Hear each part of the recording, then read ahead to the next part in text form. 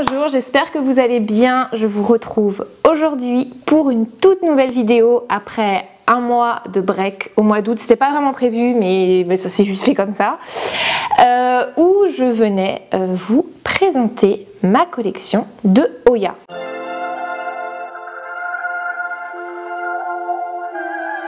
Petit upgrade, j'ai un micro. Donc je pense que le son sera meilleur que dans mes précédentes vidéos. Je pense que c'est la plus grosse collection de plantes, de types de plantes que j'ai chez moi. Ce sont les Oya. Alors qu'en fait, j'en avais pas du tout l'année dernière. Je m'attendais pas à voir ce type de plantes. J'étais plus philodendron, anthurium et tout ça. Maintenant, les Oya, comment dire, ben déjà, elles prennent pas énormément de place, je trouve. Donc, on peut en avoir quand même un certain nombre. Et en plus, je trouve que c'est vraiment la plante, le type de plante où une plante n'est vraiment pas l'autre. Je crois qu'il y en a plus de 200 en plus des Oya. Mais c'est pas par exemple comme les anthurium qui au final se ressemblent quand même à peu près tous. Je veux dire, ils sont tous vert foncé avec le côté velours et les nervures qui ressortent, qui est juste magnifique, hein. Mais je veux dire, les anthurium sont un peu les mêmes. Les philodendrons, je trouve qu'il y a quand même pas mal d'espèces qui sont différentes. Mais en tout cas, les Oya, j'ai trouvé, et même toutes celles que j'ai, il n'y en a pas une qui ressemble à l'autre. Donc, enfin bref. Donc, on va commencer tout de suite. Je pense que j'ai dit Oya. 1, 2, 3, 4, 5, 6, 7, 8. J'ai mis Oya. 9 Oya. J'ai 9 Oya. Donc je vais commencer par vous présenter la première qui figure déjà dans une de mes vidéos. Ma vidéo de mes plantes préférées, c'est ma Oya Linearis qui c'est une cascade de feuilles comme des espèces d'épines mais toutes douces, hein, je veux dire, on ne se pique pas. Cette Oya, je m'attendais pas du tout quand je l'ai achetée à l'aimer autant. Il y a un petit pédoncule. Oh mon dieu. En fait, je l'ai acheté à la jardinerie, une jardinerie qu'on a dans les environs. C'est la première fois où je passais devant une Oya en sachant que c'était une Oya et je me suis dit tiens, bah, je vais la prendre. Et je l'ai prise et en fait ça a été que ça se passe super bien. Il lui faut beaucoup d'eau quand même, elle boit énormément. Je pense pas que son terreau soit adapté non plus, j'ai jamais changé depuis que je l'ai, donc il faudrait que je change peut-être là à l'automne et que je mette un terreau qui retient peut-être un peu plus l'eau parce qu'elle a souvent soif. Donc celle-là, je la laisserai pas. Enfin, je veux dire, on est parti en vacances 2 semaines, je me demandais si elle allait bien. La manière dont elle pousse, elle part comme ça sur à la verticale d'abord pour ensuite retomber avec le poids des feuilles. De toute façon, là, vous voyez, on a un peu de tout. On a les 2 débuts de pouce et celui-là qui commence à retomber et puis les autres qui tombent. Enfin voilà, et elle est assez longue. J'ai pas envie de la couper. J'ai déjà fait des boutures avec dans de l'eau. Ça s'est très bien passé. Vous pouvez faire les boutures dans de l'eau, vous pouvez faire les boutures en moitié perlite, moitié vermiculite. Vous mettez un tiers d'eau dedans et vous coupez un bout et ça se développe. Franchement, ça se passe vraiment plutôt bien avec cette Oya. J'ai pas de soucis. J'ai mis une Oya aussi également. Les deuxièmes Oya que j'ai acheté, il y en a 2 que j'avais commandé chez Rian Orchidée. Donc c'est une Oya Kerry et la Oya Mathilde. La Kerry, c'est un peu une déception parce que ces feuilles, si vous pouvez me dire, enfin si vous savez pourquoi elle me fait ce genre de feuilles, je veux bien que vous me conseillez parce que pour le coup, elle a que 2 feuilles qui ressemblent à des cœurs. Celle-là, ici, la petite là. Et une autre en dessous, ici, là. Le reste, c'est des espèces de cœurs qui ressemblent pas vraiment à des cœurs. C'est comme des ballons en cœur qu'on a gonflés, on les a trop gonflés, vous voyez, par exemple. Là, c'est les 2 dernières. Elle a mis énormément de temps à partir chez moi, donc j'avais reçu en février et je pense que j'ai eu les premières pousses, je pense peut-être en avril, quand j'ai changé de place. Donc mes Oya, elles sont toutes orientées à l'est, fenêtre est, sauf la Linearis qui est orientée ouest.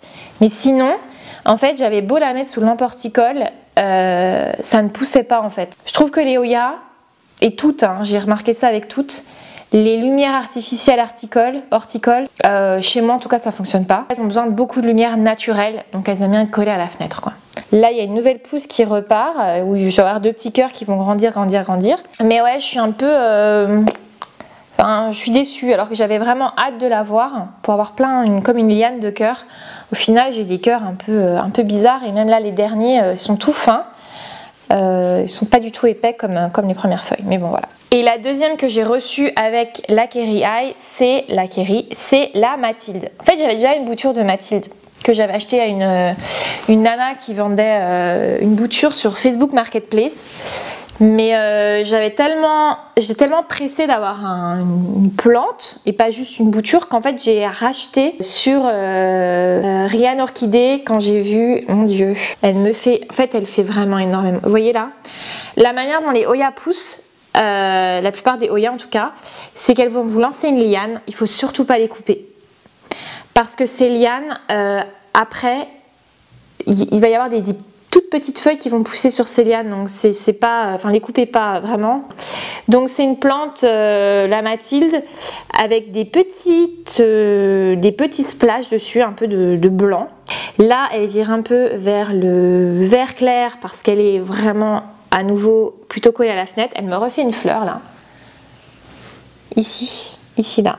J'ai rien à redire avec cette plante, c'est un vrai plaisir en fait, elle pousse comme ça. J'aimerais bien qu'elle me fasse des plus grosses feuilles, peut-être qu'il lui faut un peu d'engrais, peut-être. Alors la troisième, c'est la Hoya Polynera, qui était vraiment sur ma wishlist des Hoya, donc j'avais 3 Hoya que j'aimais bien, c'était la Kerry, la Mathilde et la Polynera. La Polynera, ce qui est vraiment magnifique, c'est qu'elle ressemble, ses feuilles en fait ressemblent à des queues de poisson. J'avais eu une bouture d'abord sur internet et j'ai racheté à nouveau la plante, déjà une petite plante, enfin où il y avait un peu plus de branches, elle n'était pas comme ça, donc par exemple il y avait juste ça. La bouture que j'ai achetée en premier, j'avais acheté sur la boutique Etsy avec laquelle j'ai eu une mauvaise expérience, donc je vais pas en parler, mais la plante, donc le pot que j'ai acheté, dans laquelle j'ai mis la bouture, donc j'ai rajouté la bouture, j'ai acheté chez Casa Botanica.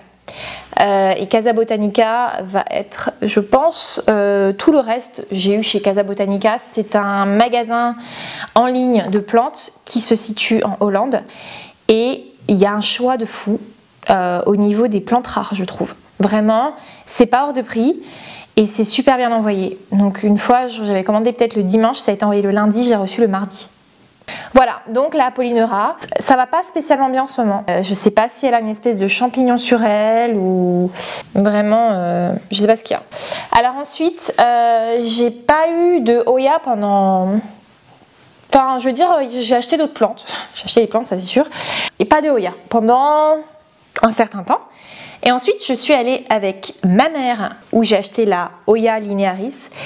Et là, j'ai vu une Hoya Bella dans un état...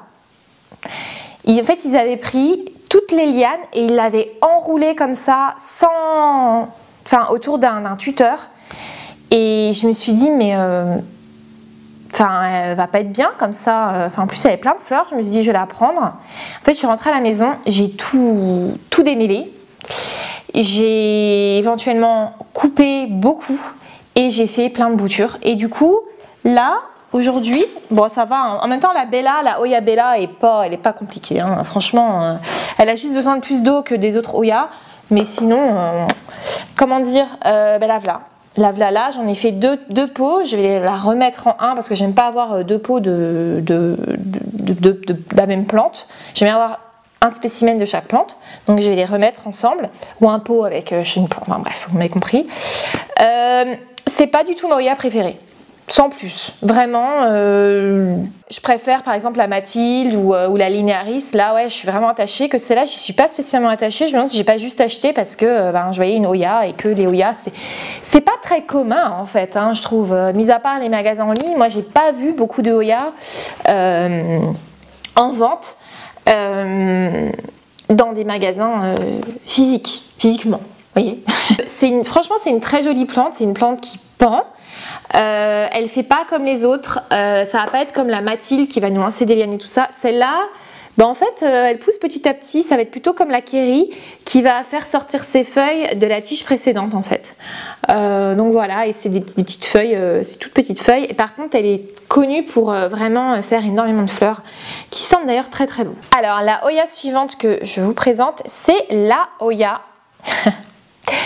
Croniana Eskimo Super Silver. Cette plante là j'avais vue chez Barbaplante. Barbaplante, si vous ne le connaissez pas, je vous mettrai sa chaîne en barre d'infos. Il a énormément de conseils sur les Oyas, c'est un passionné des Oyas, franchement c'est un vrai plaisir de regarder ses vidéos et du coup on en apprend plein et on découvre plein de nouveaux spécimens et du coup on a envie d'acheter plus de Oyas. Mais bon, bref. Elle a une couleur très froide, vert froid, en fait c'est comme s'il y avait du vert foncé et par-dessus il y avait une petite pellicule blanche d'où ressortent, voilà. Alors là les splashes est dans l'autre sens de la Mathilde, c'est-à-dire que le splash ça va être le splash de vert foncé qu'il va y avoir dessus. Elle pousse super bien, j'ai jamais eu de souci avec, elle a besoin de quand même pas mal d'eau, ouais. Par contre, il y a pareil, il y a des petits points blancs sur certaines. Je ne sais pas si c'est parce qu'elle a été endommagée pendant le transport et tout ça. Mais en tout cas, je trouve que, elle s'abîme quand même. Elle a des feuilles quand même avec des trous et tout ça dedans. Donc je sais pas d'où ça vient. Est-ce que c'est un champignon ou est-ce que ce sont juste des trous? Ou c'est juste qu'elle est comme ça. Je sais pas. Très jolie celle-là. En tout cas, elle est vachement agréable. J'ai pas eu de souci avec. Et pareil, comme la Mathilde, elle lance des lianes et ensuite elle fait ses feuilles dessus.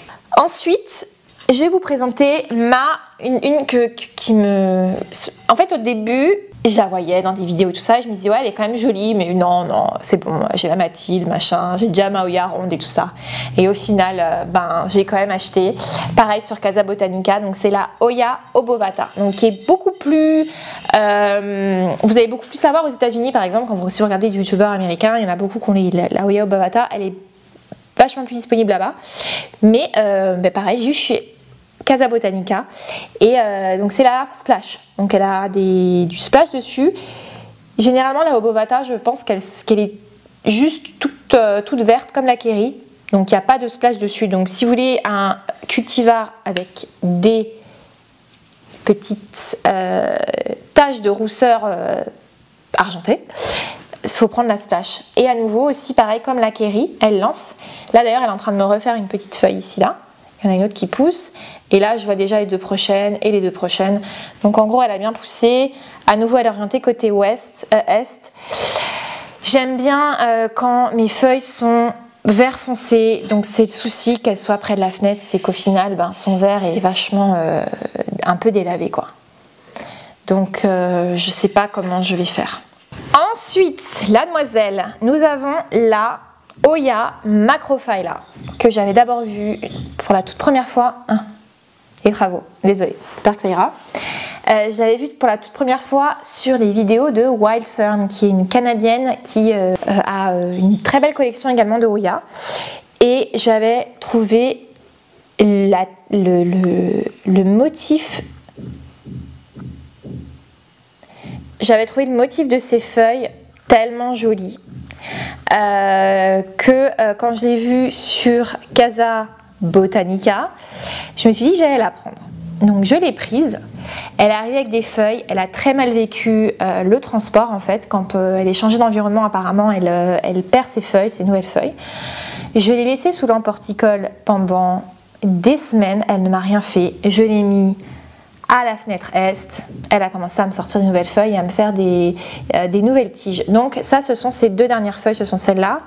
Et voilà, donc elle a son petit tuteur. J'espère que ça va, que vous n'entendez pas trop les bruits des travaux, que le fait que j'ai un micro, ça aide. Et la toute dernière, donc c'est une Oya qui a l'air un peu poilue comme ça. Elle fait vraiment rire. Je l'ai eu chez... Oui, c'est la Oya Caudata. Non. Si, c'est la Sumatra. En fait, elle est assez drôle. Donc les feuilles sortent d'abord d'une couleur un peu brune comme ça. Et en fait, je regarde s'il n'y en a pas une qui sort bientôt. Si là, il y en a des toutes petites. Franchement, c'est tellement minuscule. C'est comme les anthuriums. Ça sort tout petit, puis au fur et à mesure, elles grandissent. Et ensuite, donc, une fois que la feuille est mature, elle prend une couleur verte. Je la trouve hyper intéressante.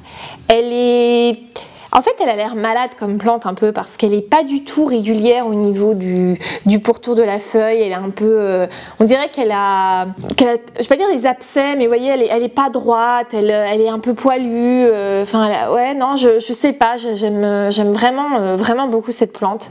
Ah, elle a des petits poils en surface. Elle a un côté silver aussi. On dirait qu'il y a eu des coups de pinceau blanc qui ont été donnés dessus. En tout cas, c'est une Hoya qui est très intéressante. Les loulous, j'espère qu'en tout cas cette vidéo vous a plu et n'hésitez pas à me laisser un petit commentaire pour me dire peut-être quelle Hoya vous a le plus plu, si vous avez des Hoya chez vous, les Hoya qui vous font envie et tout ça, qu'on partage un petit peu là-dessus sur ce sujet. Je vous embrasse très fort et je vous dis à bientôt dans une prochaine vidéo. Ciao.